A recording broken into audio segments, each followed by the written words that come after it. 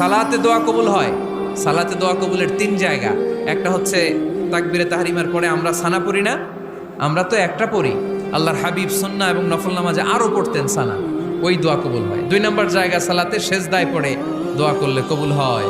আকরাবু মা ইয়াকুনুল আবদু মির রাব্বিহি ওয়া হুয়া সাজিদ ফাকসিরু ফিহি দুআ। বান্দা যখন সেজদায় লুটিয়ে পড়ে বান্দা আল্লাহর সবচেয়ে কাছে চলে যায়।